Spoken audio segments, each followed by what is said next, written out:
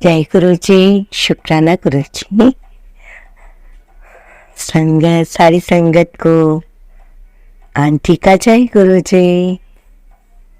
कैसे हैं आप सब? परमात्मा आपको खूब खुशियां दे, हमारे गुरु महाराज हर एक का भला करें, आप सदा खुश रहें। गुरु जी के साथ साथ मेरी भी एक ख्वाहिश है कि सारी संगत A1 रहे, कभी किसी को प्रॉब्लम ना आए। पर ये बोलने की बात है संगत जी, पर हम अपनी रिक्वेस्ट कर रहे हैं गुरु जी से, कोई प्रॉब्लम ना आए। सुख दुख तो लाइफ के दो पार्ट हैं, उतराइयाँ चढ़ाइयाँ तो लाइफ में आती रहती हैं। आज अच्छा है तो कल बुरा भी हो सकता है, आज बुरा है तो कल अच्छा भी हो सकता है ना? बहुत गहरी बात है ये, आज अच्छा है तो कल बुरा भी हो सकता है। बुरा और अच्छा वक्त आते कुछ पता नहीं चलता। अभी मैं हूँ, कल पता नहीं क्या है। एक पल का भी किसी का पता नहीं क्या आगे है। जो गुरु की इच्छा, जितना हमें लाइफ मिली है उसको तो कोई भी है वो नहीं कर सकता।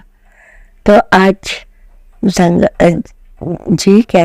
आज का जो विषय है मेरा, वो है कुछ लोगों का ऐसा सत्संग सुनाना गुरु जी के फिजिकल फॉर्म में होते हुए। तो आप सुनिएगा। जब गुरु जी थे तो कई आंटियों का सत्संग मैंने सुना है। वो कहा करते थे, जैसे संगत बैठी है, इधर आंटी, वहाँ पे मतलब कई बार अपने मतलब जैसे अपने रूम में एक तो आंटियों को ले गए, 3 आंटियों को ले गए, तो उनको कहा कि तुमने अपनी बीमारी क्यों छुपाई है, कितने साल से तेरे को कैंसर है? तो वो आंटी सोचने लगी, मैंने कभी किसी को बताया नहीं, मेरी फैमिली तक को नहीं पता। मैं अपने आप को इतना मेंटेन रखती हूँ कि पता ना चले कुछ भी कि मैं प्रॉब्लम में हूँ। और गुरुजी ने आते ही बता दिया, गुरुजी ने मेरा नाम तक बता दिया। ये तो कोई पहुँचे हुए संत महात्मा लगते हैं जिन्हें अगला पिछला सबका सब मालूम है। लाखों लोग हैं, उनमें से किसी का भी नाम बता देते हैं। तो ये तो वो गुरु है, उनके सामने क्या छुपा है। तो फिर मतलब वहाँ बैठ के वो अपना इलाज चम्मच से भी कर देते थे संगत जी, चम्मच से। जिस बैक की कह तो चम्मच लगाया और वो ठीक कर दी। ऐसे फिजिकल फॉर्म में थे। तब तक उन्होंने शो नहीं किया था कि मैं भगवान हूँ, बस अपना थोड़ा बहुत ऐसे मतलब कहते पुरानी संगत तो मुझे भगवान मानती नहीं थी क्योंकि मैंने शो ही नहीं किया कभी। और उसके बाद बड़ी इंटरेस्टिंग सी बात है जो मैं सुनाने जा रही हूँ, वो ये है कि गुरु जी जब कॉलेज टाइम में पढ़ते थे तो उनके दोस्त थे और वो बैठे हुए थे, तो पेपर हो रहा था। तो एग्जामिनर बीच में आए और फ्लाइंग वाले तो कह रहे तुम दोनों खड़े हो जाओ। गुरुजी और उनके साथ एक अंकल थे, उन्हें भी खड़ा कर दिया। उनके मतलब अपने स्टूडेंट था, उन दोनों को खड़ा कर दिया। हाँ जी गुरुजी, इसने मेरा पेन लिया था इन्होंने और मेरी सारी स्याही इंक खत्म कर दी और मैं कैसे लिखूं? तो गुरुजी ने कहा अपना पेन दे, और गुरुजी ने पीछे से फूंक मारी रिफिल में और पेन चल पड़ा। तो मैंने सोचा ये क्या? तो थोड़ी देर बाद फिर प्रिंसिपल सर को बुलाया गया, वहाँ देखो जी ऐसा ऐसा हो रहा है, ये क्या है सर? तो मतलब कभी प्रिंसिपल सर कह रहे हाँ जी क्या प्रॉब्लम है बताइए। बोलते ये 2 स्टूडेंट्स आपके बातें कर रहे थे आपस में, तो फिर अपनी प्रॉब्लम ये बता रहे हैं कि मेरे पेन में इंक खत्म हो गई थी। तो गुरुजी ने कहा दे अपना फूंक मार के मैं भर देता हूँ स्याही, और उन्होंने भर दी। तो प्रिंसिपल साहब सर ने कहा दोनों मेरे कमरे में चलिए। उनके पास टेबल पे जैसे कुछ भरे हुए पेन होते हैं ऑफिस में, कुछ खाली भी हो जाते हैं बाई चांस, कभी कभी पेन स्टैंड में होते हैं वो पड़े, मतलब दूसरे स्टैंड वगैरह में, तो उन्होंने प्रिंसिपल सर ने कहा इनको भी भर दे। गुरुजी ने फूंक मारी, सारे चल पड़े।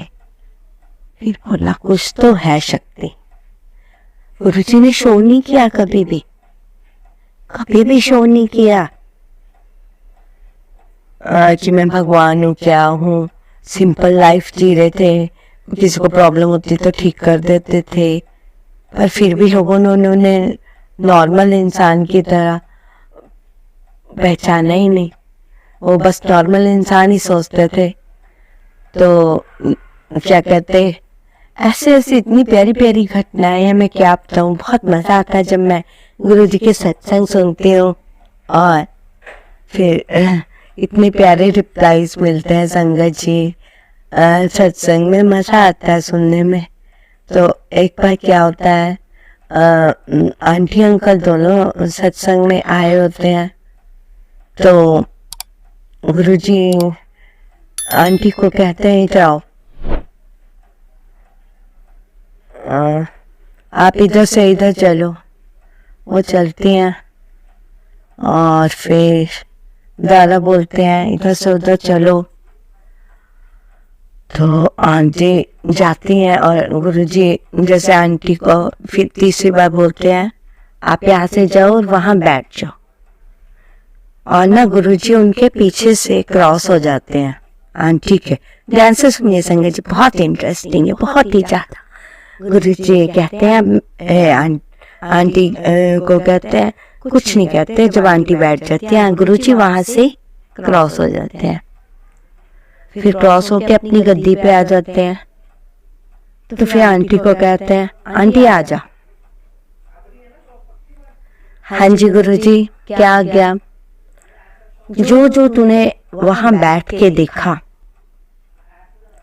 चेयर के ऊपर बैठ के देखा, बता क्या देखा तूने? आंटी कहती हैं मैंने शिव को देखा और उनके त्रिशूल को।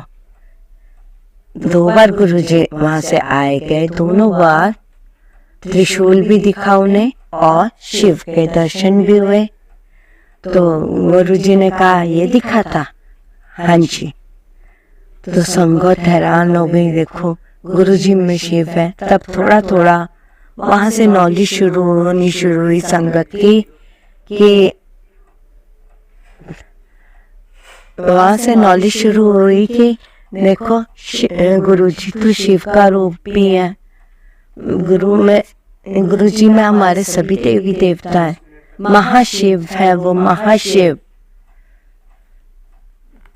तो ऐसे इतने प्यारे प्यारे सत्संग हैं, इतने प्यारे प्यारे। उन्होंने कैंसर तक की बीमारियां 2 मिनट के अंदर ठीक कर दी। गुरुजी चाहे तो अभी आपको कंगाल से राजा बना दे, चाहे तो राजा को भी 1 सेकंड में भिखारी बना दे। पर गुरुजी कहते मैं देने को भी संगत को सब कुछ 1 सेकंड में दे दूं। पर जो पुराने उनके जो कर्मास है ना, अगर उन्होंने अभी ये मतलब अपने कर्मास को भुगता नहीं, मैंने 90% ठीक कर दिया है, अगर भुगता नहीं तो क्या होगा, ये फिर से इनको जन्म लेना पड़ेगा, फिर अजीब अजीब से इनके साथ हालात होंगे। इसलिए गुरुजी कहते हैं कि किसी इबादत कर, मतलब वो कहते हैं कि सीधी कल आज बन रही है, कि सीधी कल बन रही है, मतलब चिड़ो नहीं किसी की एकदम से गल बन गई, तो उसके वो कर्मास है। आपके कर्मास में थोड़ी प्रॉब्लम आ रही होगी, आपकी 10 दिन बाद नहीं तो महीने बाद नहीं तो 1 साल बाद गल बन जाएगी, जब आपके बैड स्टार्स और आपने जो पिछले जन्म में बुरे कर्म किए वो खत्म हुए। तो क्योंकि पिछले जन्म का आप लोगों को तो नहीं पता, गुरु को तो एक एक चीज पता, हमारे गुरु महाराज जी को। इसलिए संगत जी, गुरु जी बहुत एक एक पल का हिसाब रखते हैं, हमारे हर पल का। तभी तो मैं कई बार बहुत सैड होती हूँ, तो इतने में गुरु जी का मैसेज आता है, कुड़िए की गला शुक्राना नहीं किता, इतनी उदास बैठी है, ਜਦੋਂ मैं तेरे नाल कोल बैठा हूँ, अभी भी मैं गुरु जी के पास बैठ के अपना सत्संग आपको सुना रही हूँ। संगत जी इसलिए कहती हूँ आप गुरु जी से टेलीपैथी करो। टेलीपैथी कोई बहुत बड़ी बात नहीं है। आपने गुरु जी का स्वरूप जो भी है, नहीं भी है तो जय गुरु जी सोचते हुए कि गुरु महाराज से मैं बात कर रहा हूँ, आप करिए। जो बात होती है ना, कनेक्शन, वो है टेलीपैथी, और कुछ भी नहीं है। संगत जी कुछ भी नहीं है। हमारे गुरु जी ने कोई भी इवन वचन तक भी लोगों ने बनाए हैं। वो ना जो गुरु जी की अच्छी अच्छी बातें होती थी वो लिख लेती थी उस टाइम आंटी अंकल, और उन्होंने फिर अपने गुरु जी चले गए तो संगत को कैसे पता चलेगा, इसलिए उन्होंने एक नोटबुक में उन्होंने ये सारे वचन, मतलब उनकी जो वर्डिंग्स थी वो नोट करके, ताकि दुनिया में दूर दूर मैसेज जाए। ये नहीं है कि यहाँ पे यहीं तक है, हर पूरे वर्ल्ड में गुरु जी का सत्संग है। आपने कई बार सुना भी होगा, बाहर आप कि हम वहाँ ऑस्ट्रेलिया से बोल रहे हैं, अमेरिका से बोल रहे हैं, कहीं से बोल रहे हैं, वहाँ की संगत बोल रही हूँ, तो गुरु जी God is everywhere, my Guru ji, loving Guru ji is everywhere. सबसे पहले तो वो आपके दिल में है। आप उनको अपने चरणों में, आप जो अपना भविष्य है, अपना अपनी बॉडी को गुरु जी के हवाले कर दो, सरेंडर कर दो उनके चरणों में। गुरु जी अच्छा करो, बुरा करो, जैसा करो, आपने करना। अब हमने आपको सरेंडर कर दिया। देखिए संगत जी, गुरु जी आपके कैसे सच्चे दिल से, अजमाना नहीं। जब भी मैं कोई बहुत बड़ी बात बताती हूँ, बार बार ये वर्ड बोलती हूँ, अजमाना नहीं, अजमाना नहीं हमारे गुरु महाराज जी को। जब वो अजमाते हैं फिर गुरु जी उनको बहुत अच्छा दे तो देते हैं, पर उसको ये भी पता चल जाता है कि गुरु को अजमाएगा नहीं। गुरु जी का जो संदेश होता है उसको तुरंत कीजिए। तो मुझे अभी तक मैंने आज सत्संग शुक्राना नहीं किया था, तो गुरु जी का मैसेज आएगा, कुड़िया भी बैठ और कर। संगत जी मैं उसी टाइम बैठी, मैंने सोचा कि 11 साढ़े 11 कर लूँ, पर नहीं, अभी ही कर दिया। संगत जी आप मेरी बात समझ गए ना। गुरु जी पे तो बड़े बड़े जितने भी हमारे मिनिस्टर्स हैं और VIP है, सब वहाँ जाया करते थे गुरु जी के आश्रम में। तो आप सर, अब आपका ज़्यादा समय न लेते हुए मैं सत्संग को यही विराम देते हूँ और गुरु जी के मंत्र जाप के साथ ओम नमः शिवाय, शिव जी सदा सहाय, ओम नमः शिवाय, गुरु जी सदा सहाय, जय गुरु जी, जय गुरु जी, शुक्राना सर्वदा भला, सर्वदा भला, धन धन गुरु जी, वाह वाह गुरु जी।